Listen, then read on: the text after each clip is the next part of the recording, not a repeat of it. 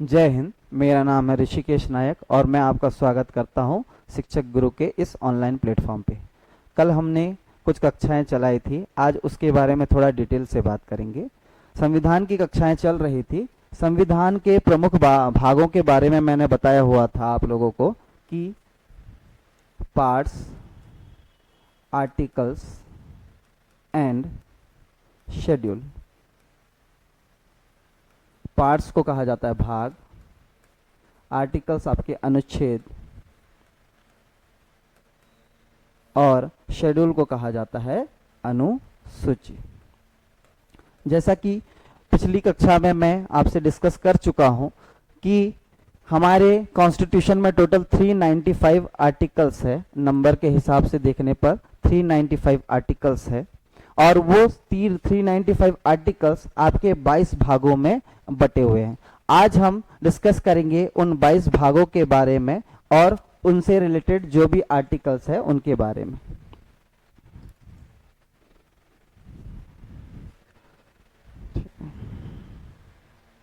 चलिए शुरू करते हैं। टोटल 22 भाग हैं हमारे कॉन्स्टिट्यूशन के, 395 आर्टिकल्स है। सारे 22 भागों में हमारे 395 आर्टिकल्स ऐड हैं। देखते हैं पार्ट वन या भाग वन,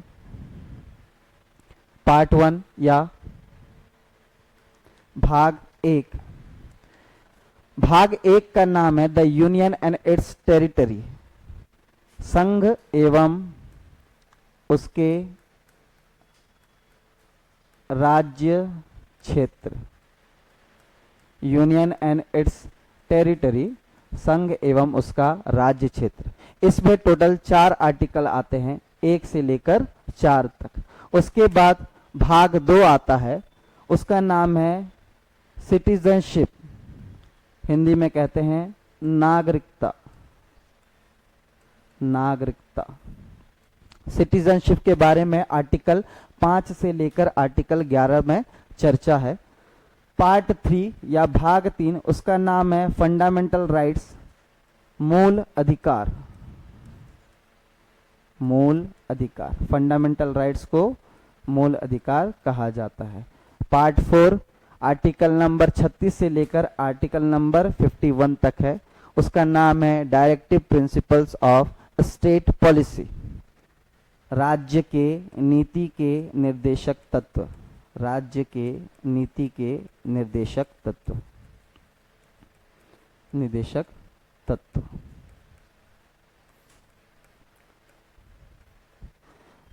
उसके बाद भाग 4A, पार्ट 4A, उसमें चर्चा की गई है फंडामेंटल ड्यूटीज की, मूल कर्तव्यों की।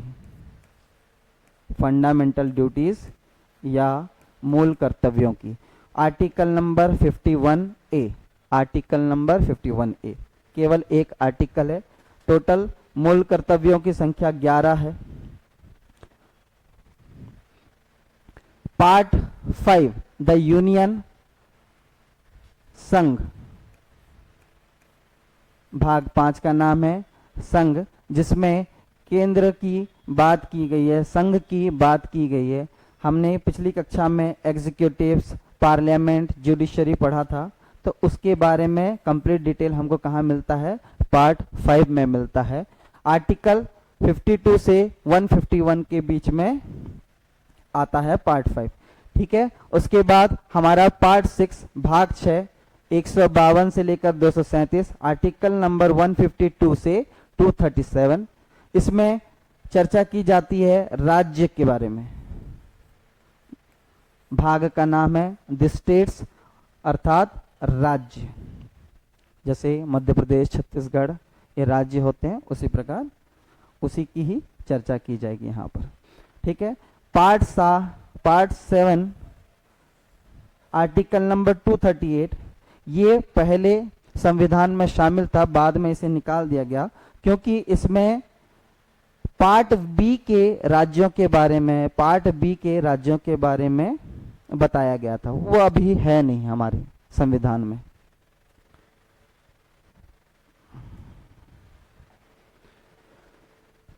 उसके बाद आते हैं पार्ट 8 भाग 8 यूनियन टेरिटरीज, संघ एवं राज्य क्षेत्र। संघ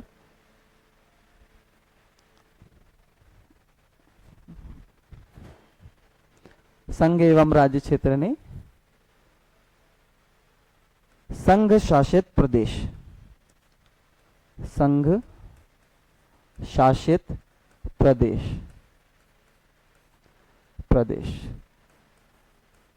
यूनियन टेरिटरीज। भाग 9 पंचायत, भाग 9 पंचायत। पार्ट 8 जो है वो 239 आर्टिकल से 242 आर्टिकल्स के बीच में आता है। पार्ट 9 आर्टिकल नंबर 243 से 243 ओ के बीच में आता है, उसमें चर्चा की गई है पंचायत की। पार्ट 9 ए चर्चा की गई है, उसमें म्यूनिसिपैलिटीज अर्थात नगरीय निकायों की, नगरीय निकायों की जो आर्टिकल है 243 पी से 243 जेड जी तक। उसके बाद आता है part 9 B article 243 Z H से आर्टिकल 243 जेड टी तक। इसमें चर्चा की गई है कोऑपरेटिव सोसाइटीज या सहकारी समितियों के बारे में, सहकारी समितियों के बारे में। पार्ट 10 भाग 10 आर्टिकल नंबर 244 से 244 ए, इसमें चर्चा की गई है शेड्यूल्ड एंड ट्राइबल एरिया के बारे में, अनुसूचित क्षेत्रों के बारे में, अनुसूचित एवं जनजाति क्षेत्रों के बारे में।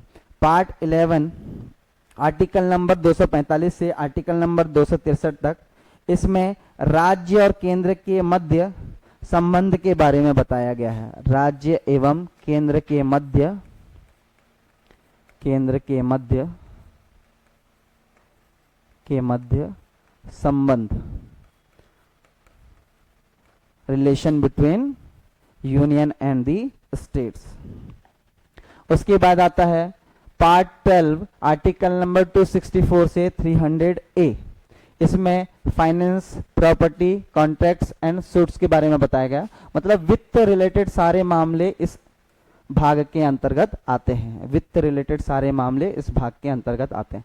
देन उसके बाद पार्ट 13 आर्टिकल नंबर 301 टू 306, इसमें है trade, commerce and intercourse with in India, उसके बारे में बताया गया, व्यापार के बारे में बताया गया है। ठीक है, उसके बाद आते हैं आर्टिकल नंबर 14 308 से 323, आर्टिकल 308 से 323 केंद्र के अंतर्गत आने वाली सेवाओं के बारे में इसमें चर्चा है। Services under the union and the states, सेवाओं के बारे में चर्चा है, जैसे कि IAS, IPS, IFS। ठीक। पार्ट 4A आर्टिकल्स 323 से ए से लेकर 323 बी तक, इसमें ट्रिब्यूनल्स के बारे में चर्चा है। ट्रिब्यूनल्स के बारे में चर्चा है, जैसे किसी बात पर विवाद होता है तो ट्रिब्यूनल्स बनते हैं, उसी ट्रिब्यूनल्स की यहाँ पे चर्चा की गई है। पार्ट 15 इलेक्शन के बारे में बताया गया है, मतदान, इलेक्शन के बारे में बताया गया है, चुनाव, चुनाव। आप सभी जानते हैं देश में सरकार का चुनाव होता है। उसके बाद आर्टिकल 330 टू 342 के बीच में पार्ट 16 आता है, जो स्पेशल प्रोविजन बताता है सर्टेन क्लासेस के, ST SC। उसके बाद आता है आर्टिकल 17 जो डील करता है आपका ऑफिशियल या आधिकारिक भाषाओं के साथ, ऑफिशियल लैंग्वेज के साथ। हमारे देश में 22 आधिकारिक भाषाएं हैं, उन भाषाओं के साथ डील करता है। कौन सी भाषा बोली जाएगी, किस प्रकार से, कहाँ पे कौन सी भाषा का यूज़ किया जाएगा, गवर्नमेंट की भाषा क्या होगी, सारी चीज़ें कहाँ पर लिखी हुई है, ऑफिशियल लैंग्वेज के बारे में आर्टिकल नंबर 343 से 351 के बीच में पार्ट 17 में। पार्ट 18 इमरजेंसी प्रोविजंस के बारे में बताता है, आपातकालीन प्रावधानों के बारे में बताता है, आपातकालीन प्रावधानों के बारे में बताता है, प्रावधानों के बारे में बताता है। आर्टिकल 361 से 361 पार्ट 19 के अंदर आता है। इसमें मिसलेनियस प्रोविजंस हैं, अन्य प्रावधान हैं। भाग 20 पार्ट 20 आर्टिकल 368 आता है, मोस्ट आईएमपी पार्ट है, क्योंकि इसमें चर्चा की गई है संविधान संशोधन की। जैसा कि आप सभी को पता है, हमारे देश में संविधान संशोधन की अवधारणा साउथ अफ्रीका से ली गई है। उसी संविधान संशोधन की चर्चा कहाँ पे है, आर्टिकल नंबर 368 में। संविधान में किसी भी प्रकार का संशोधन करना है तो आपको आर्टिकल 368 का उपयोग करना पड़ता है। ठीक है, उसके बाद हम आते हैं पार्ट 21 जो 369 से लेकर 392 के अंतर्गत आता है। इसमें कुछ टेम्पोररी, ट्रांजिशनल और स्पेशल प्रावधानों के बारे में बताया गया है। और उसके बाद आता है पार्ट 22 आर्टिकल 393 से 395 के बीच में। इसमें short titles, commencement and Hindi text के बारे में बताया गया है। यहाँ पे हमारे सारे भाग खत्म होते हैं। एक बार फिर से रिवाइज करने की कोशिश करते हैं। ठीक है, पार्ट 1 में union and it's territory, part 1 में यूनियन एंड इट्स टेरिटरी, संघ एवं राज्य क्षेत्र। पार्ट 2 में सिटीजनशिप, नागरिकता के बारे में चर्चा है। पार्ट 3 में मूल अधिकारों की चर्चा है, फंडामेंटल राइट्स की चर्चा है। पार्ट 4 में आपका राज्य के नीति के निर्देशक तत्वों के बारे में चर्चा है, directive principle of state policy के बारे में बताया गया है। पार्ट 4A फंडामेंटल ड्यूटीज के साथ डील करता है। पार्ट 5 यूनियन के बारे में बताता है, यूनियन के बारे में बताता है, एग्जीक्यूटिव्स के बारे में बताता है, हमारे लेजिस्लेचर के बारे में बताता है, जुडिशियल सिस्टम के बारे में बताता है। पार्ट 5 आर्टिकल नंबर 52 से 151 के बीच में आता है। मोस्ट आईएमपी पार्ट जो है वो यही दोनों है, पार्ट 5 से लेकर पार्ट 6। इसी में मैक्सिमम आर्टिकल्स कवर हो जाते हैं। देख सकते हैं आप लोग 52 से 151 लगभग 100 आर्टिकल, और यहाँ पे 152 से 237 लगभग 80-90 आर्टिकल यहाँ पे आ जाते हैं। तो मैक्सिमम पार्ट जो कवर करता है पार्ट 5 और पार्ट 6 होता है। यहाँ से सबसे ज्यादा क्वेश्चंस पूछे भी जाते हैं सब। उसके बाद आते हैं हम पार्ट 7। पार्ट 7 में पार्ट बी के राज्यों के बारे में चर्चा की गई है। शुरुआत में जब राज्यों का गठन हुआ था तो उसमें पार्ट बी में कुछ राज्य रखे गए थे। उस समय पे ABCD करके भागों में बांटा गया था राज्यों को, जिसमें पार्ट बी के जो राज्य थे उसकी चर्चा यहां पर की गई थी। उसके बाद आते हैं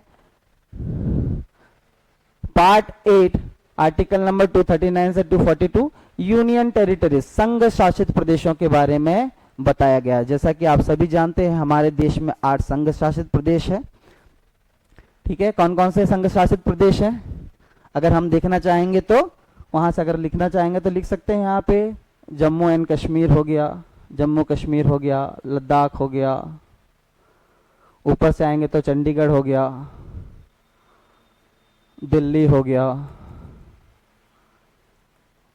नीचे पे लक्षद्वीप हो गया, दमन दीव दादर नगर हवेली हो गया, दमन दीव दादर नगर हवेली हो गया, नीचे आएंगे तो पुडुचेरी हो गया,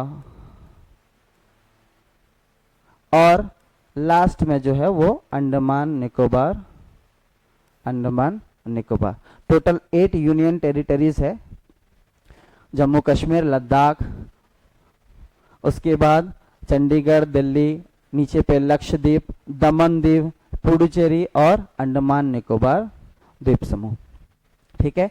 उसके बाद पार्ट 9 आर्टिकल 243 से 243 ओ के बीच में आता है, जिसमें चर्चा की गई है पंचायत की। आर्टिकल 9A 243P से 243ZG तक इसमें चर्चा की गई है म्यूनिसिपैलिटीज या नगरीय निकायों की। पार्ट 9B आर्टिकल 243ZH से 243ZT तक, जिसमें चर्चा की गई है कोऑपरेटिव सोसाइटी या सहकारी समितियों के बारे में। पार्ट 10 इसमें चर्चा की गई है शेड्यूल एंड ट्राइबल एरियाज के बारे में, आर्टिकल 244 से 244A के बीच में आता है। उसके बाद आता है पार्ट 11 आर्टिकल 245 से 263 के बीच में, जिसमें relation between union and the states, केंद्र एवं राज्य के मध्य संबंध के बारे में बताया गया है। उसके बाद आता है पार्ट 12। पार्ट 12 में चर्चा की जाती है फाइनेंस, प्रॉपर्टी और कॉन्ट्रैक्ट्स की, वित्त रिलेटेड जितने भी मामले होते हैं उसकी चर्चा की जाती है पार्ट 12 में। उसके बाद आता है पार्ट 13 आर्टिकल 301 से 307 तक, इसमें चर्चा की जाती है trade, commerce and intercourse with in India, Bharat के अंदर पे व्यापार और ट्रेड की चर्चा की जाती है यहाँ पे, ठीक है। आर्टिकल नंबर 14 इसमें आर्टिकल्स आते हैं, पार्ट 14 इसमें आर्टिकल्स आते हैं 308 से 323 तक, इसमें services under the union and the states, ठीक है, सेवाओं के बारे में चर्चा की गई है। आईएएस, आईपीएस, आईपीएस, आईएफएस, ये सारी सेवाएं हैं, ठीक है। यूनियन के अंदर आने वाली सेवाएं कौन कौन सी है? आपका आईएएस, आईपीएस, आईएफएस। और स्टेट के अंदर आने वाली सेवाएं कौन सी है? स्टेट के अंदर आने वाली सेवाएं हो जाती है आपकी state police service, state administrative service, ये सारी चीजें कहाँ आ जाती है? आपका स्टेट के अंदर पे आती है। उसके बाद आते हैं भाग 14A पार्ट 14A आर्टिकल्स 323 से 323B के बीच में, 323A से 323B, इसमें चर्चा की गई है ट्रिब्यूनल्स, विवादों को निपटाने के लिए ट्रिब्यूनल्स बनाए जाते हैं, तो उसकी चर्चा की गई है आपका आर्टिकल 323A से 323B के बीच में। पार्ट 15 आर्टिकल 324 से 329A के बीच में है, इसमें चर्चा की गई है भारत में होने वाले चुनावों की। आप सभी जानते हैं भारत में जो चुनाव होते हैं वो दो बॉडी कराती है, एक होता है उसको बोलते हैं इलेक्शन कमीशन ऑफ इंडिया, ये पूरे देश में इलेक्शन कमीशन ऑफ इंडिया, और स्टेट लेवल पर state election commission, state election commission, राज्य चुनाव आयोग और इलेक्शन कमीशन ऑफ इंडिया। जितने भी बड़े चुनाव होते हैं सारे चुनाव कौन करवाती है? इलेक्शन कमीशन ऑफ इंडिया कराती है। कौन कौन से चुनाव हो गए हैं? प्रेसिडेंट का चुनाव हो जाता है, आपका वाइस प्रेसिडेंट का चुनाव हो जाता है, लोकसभा के चुनाव हो जाते हैं, राज्यसभा के चुनाव हो जाते हैं, राज्यसभा के चुनाव हो जाते हैं, ठीक है, और विधानसभा के चुनाव हो जाते हैं। इन सारे चुनावों को कौन कराती है? Election commission of India. और जितने नगरीय चुनाव होते हैं, पंचायत के चुनाव होते हैं, वो सारे चुनाव करवाए जाते हैं स्टेट कमीशन के द्वारा, स्टेट इलेक्शन कमीशन के द्वारा। आर्टिकल नंबर 16 डील करता है special provision for certain classes, कुछ वर्गों के बारे में विशेष प्रावधान, कुछ वर्गों के बारे में विशेष प्रावधान, वो कहाँ आता है? आपका पार्ट 16 में आता है, आर्टिकल नंबर 330 से 342 के बीच में। उसके बाद आते हैं आर्टिकल 343 से 351 पार्ट 17, इसमें चर्चा की गई है ऑफिशियल लैंग्वेजेस के बारे में। ऑफिशियल लैंग्वेज कितने हैं? हमारे पास टोटल ऑफिशियल लैंग्वेज 22 है, जैसे हिंदी हो गया, मराठी हो गया, बंगाली हो गया, असम हो गया, गुजराती हो गया, ये सारे क्या है? हमारे ऑफिशियल लैंग्वेजेस है। ये टोटल कितने हैं? संख्या में 22 है, ठीक है। उसके बाद आते हैं पार्ट 18 आर्टिकल 352 से 360, इसमें इमरजेंसी प्रोविजन के बारे में बताया गया है, आपातकालीन प्रावधानों के बारे में बताया गया है। जैसा कि आप सभी जानते हैं हमारा देश संघ के आधार पर कार्य करता है, राज्यों को स्वतंत्र रूप से शासन करने की सुविधा है, परंतु मान के चलिए कोई राज्य, हम बात कर रहे थे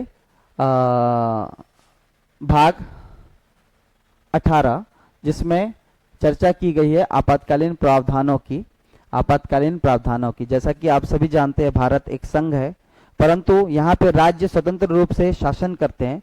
किसी कंडीशन में अगर ऐसा हो कि राज्य में शासन करने की व्यवस्था पूरी तरह से खत्म हो जाए, तब उस केस में वहां पर आपातकालीन स्थितियां लगा दी जाती है। बहुत सारी आपातकालीन स्थितियां होती है, जैसे कि भारत हमारा एक देश है और अगर यह किसी युद्ध में चला जाए तो उस केस में आपातकालीन स्थिति लग जाती है। अगर वित्तीय संकट आ जाए तो उस केस में आपातकालीन स्थितियां आ जाती है, और राज्यों का शासन गड़बड़ा जाए तो उस समय पे भी आपातकालीन स्थितियां उस राज्य में लगा दी जाती है। उसके बाद आते हैं पार्ट 19 आर्टिकल 361 से 367। इसमें मिसलेनियस प्रोविजंस बताए गए हैं, कुछ अन्य प्रोविजंस बताए गए हैं। आर्टिकल नंबर 368 पार्ट 20 में आता है most IMP part of Indian constitution, amendment के बारे में बताता है, संविधान संशोधन के बारे में बताता है, जैसा कि आप सभी जानते हैं जब हमारा संविधान बना था, जब हमारा कॉन्स्टिट्यूशन बनकर रेडी हुआ था, उस समय पे वहां पे बनाने वाले जितने लोग थे सभी जानते थे कि आने वाले समय में हमको संशोधन की आवश्यकता पड़ेगी। तो उन्होंने एक संविधान संशोधन का प्रावधान हमारे कॉन्स्टिट्यूशन में ऐड कर दिया था। ये संविधान संशोधन का प्रावधान कहां से लिया गया है? साउथ अफ्रीका से लिया गया है। ठीक, उसके बाद आते हैं हम लोग आर्टिकल नंबर 369 से 392 पार्ट 21 के अंदर पे आता है। इसमें temporary, transitional and special provision के बारे में बताया गया है। टेम्पररी प्रावधानों के बारे में बताया गया है, टेम्पररी स्पेशल प्रावधानों के बारे में बताया गया है। और उसके बाद आता है लास्ट पार्ट 22 आर्टिकल 393 से 395 के बीच में। इसमें चर्चा की गई है short titles, commencement and Hindi text के बारे में। ठीक है, आगे की क्लास में चलते हैं। हम जानते थे, हम पढ़ा चुका हूं कि पहला जो हिस्सा होता है कॉन्स्टिट्यूशन का उसे कहा जाता है भाग। भाग के अंदर पे सारे आर्टिकल्स आते हैं। उसके बाद वाला जो हिस्सा आता है उसको हम लोग कहते हैं अनुसूची, शेड्यूल। चलिए देखते हैं शेड्यूल के बारे में। भारतीय संविधान का जो दूसरा मुख्य भाग है उसे हम कहते हैं अनुसूची, अनुसूची या शेड्यूल, अनुसूची या शेड्यूल।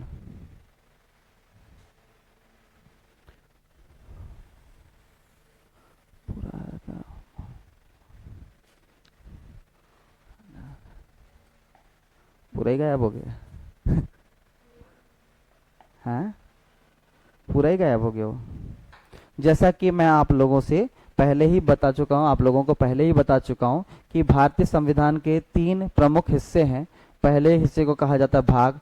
भाग की चर्चा, भाग या पार्ट, इसकी चर्चा मैं पिछले कुछ समय पहले कर चुका हूं। अब दूसरा जो प्रमुख पार्ट आता है उसे कहते हैं हम अनुसूची या शेड्यूल। शेड्यूल जब भारतीय संविधान बनकर तैयार हुआ था उस समय पे हमारे संविधान में शेड्यूल्स की जो संख्या थी वो कितनी थी? 8 थी। अभी के समय में शेड्यूल्स की संख्या हो चुकी है 12। चलिए देखते हैं उन शेड्यूल्स के बारे में। ठीक है, पहला जो शेड्यूल है वो बताता है names and territorial jurisdiction of the 28 states and 8 union territories. हमारे देश में आपको पता है 28 राज्य है। कितने राज्य हैं? 28 राज्य हैं एवं 8 केंद्र शासित प्रदेश है। 8 केंद्र शासित प्रदेश है।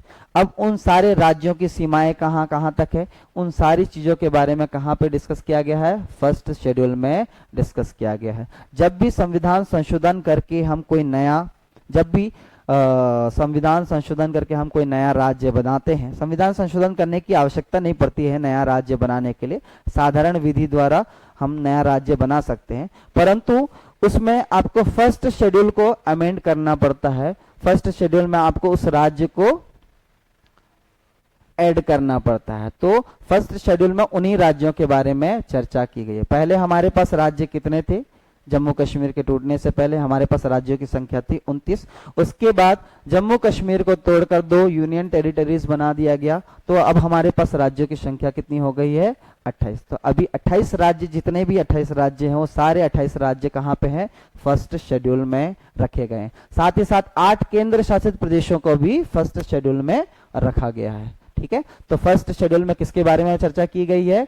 28 स्टेट्स एंड 8 यूनियन टेरिटरीज, उनकी क्या क्या सीमाएं हैं, उनके राज्य क्षेत्र कौन कौन से हैं, उन सारी बातों की जानकारी कहाँ मिलती है? हमको फर्स्ट शेड्यूल में मिलती है। उसके बाद आते हैं हम सेकेंड शेड्यूल में। हम सभी जानते हैं कि हमारा देश एक लोकतांत्रिक देश है, तो यहाँ पे बहुत सारे अधिकारी गण होते हैं, जैसे कि राष्ट्रपति हो गए, उपराष्ट्रपति हो गए, विधायक हो गए, सांसद हो गए। इन सभी लोगों की सैलरी, उनको मिलने वाले वेतन भत्तों की चर्चा कहां पर है? आपका शेड्यूल 2 में। आर्टिकल नहीं, शेड्यूल 2 में किसकी चर्चा है? एमोल्यूमेंट्स, उनको मिलने वाली सुविधाओं, उनकी सैलरीज, वेतन और जो भी उनको सुविधाएं मिलती है वो सारी चर्चा कहां पर है? आपका सेकंड शेड्यूल में है। ठीक है, कौन कौन से हैं अधिकारीगण? प्रेसिडेंट हो गया, वाइस प्रेसिडेंट हो गए, आपके एमपीज हो गए, ठीक है, गवर्नर्स हो गए, जजेस हो गए। इन सारे लोगों के सैलरी, उनको मिलने वाली सारी सुविधाओं की चर्चा कहाँ पे है? आपका सेकंड शेड्यूल में। वो सेकंड शेड्यूल में। उसके बाद आते हैं हम थर्ड शेड्यूल में। थर्ड शेड्यूल में चर्चा की गई है जितने भी अधिकारी गण हैं वो किस प्रकार से शपथ लेंगे, उनके शपथ एवं प्रतिज्ञान की चर्चा कहाँ की गई है? शपथ एवं प्रतिज्ञान की चर्चा कहाँ की गई है? शेड्यूल 3 में। ओथ एंड अफर्मेशन की चर्चा की गई है। Oath and affirmation, oath and affirmation की चर्चा कहाँ की गई है? शेड्यूल 3 में। उसका ऑफिशियल फॉर्म होता है, किसी भी ओथ को लेने का ऑफिशियल फॉर्म होता है, उन सारे ऑफिशियल फॉर्म को कहाँ पे रखा गया है? आपके शेड्यूल 3 में रखा गया है। ठीक है, उसके बाद आते हैं हम लोग शेड्यूल 4 में। इसमें राज्यसभा सीटों के एलोकेशन के बारे में बताया गया है। राज्यसभा सीटों के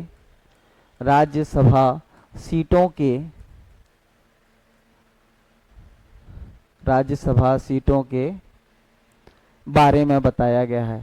किसमें बताया गया है? शेड्यूल 4 में। हमारे पास 28 राज्य, 28 राज्य है। 28 राज्यों में कितनी राज्यसभा की सीटें होंगी, उन सारी चीजों के बारे में कहाँ बताया गया है? 4th शेड्यूल में बताया गया है। कहाँ पे बताया गया है? 4th शेड्यूल में बताया गया है। 5th शेड्यूल में आते हैं तो इसमें नॉर्थ ईस्ट के कुछ राज्यों के बारे में चर्चा की गई है। इसमें नॉर्थ ईस्ट के राज्यों के बारे में चर्चा नहीं, इसमें चर्चा की गई है शेड्यूल्ड एरिया के बारे में। शेड्यूल्ड एरिया के बारे में चर्चा की गई। उसके बाद 6th शेड्यूल में आपका चर्चा की गई है असम, मेघालय, त्रिपुरा और मिजोरम के बारे में।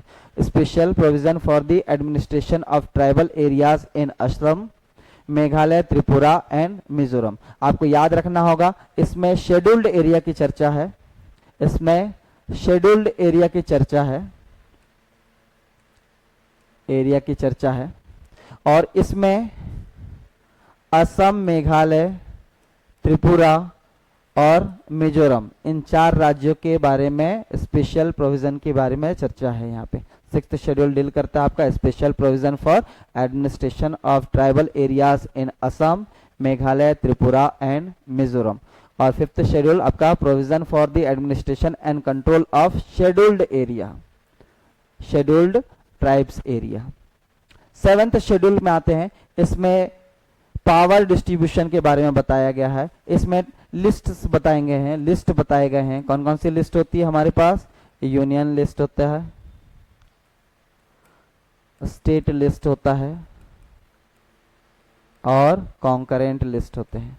इन सारे लिस्ट के बारे में कहाँ चर्चा की गई है? 7th schedule of Indian constitution में बताई गई है। ठीक है, जब हम लोग बात करते हैं यूनियन लिस्ट की, तो यूनियन लिस्ट में 100 सब्जेक्ट्स है, 100 विषय है।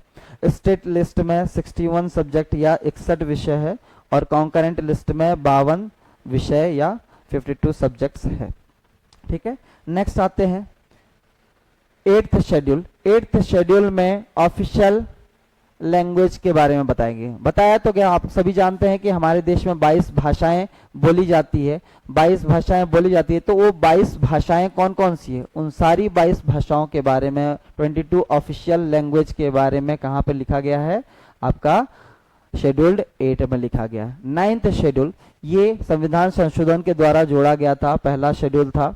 इसमें हम बात करते हैं भूमि सुधार के बारे में, भूमि सुधार के बारे में, लैंड रिफॉर्म, लैंड रिफॉर्म के बारे में।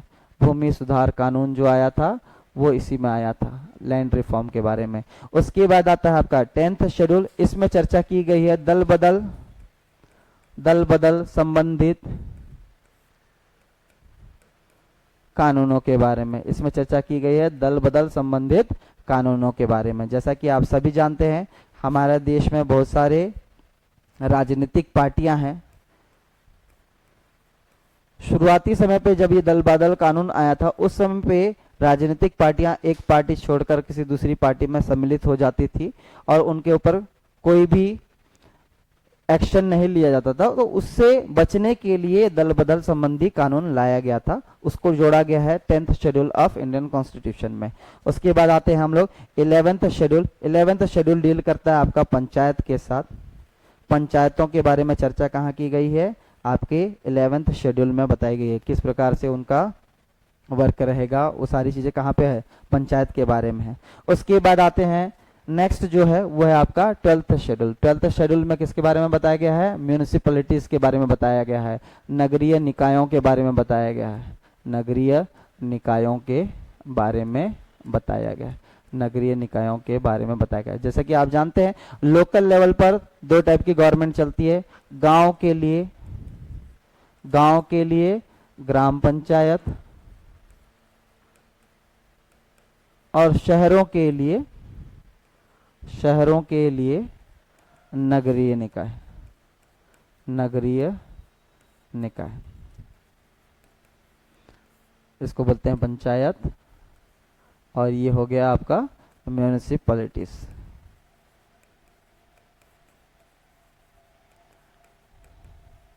आज के लिए इतना काफी है।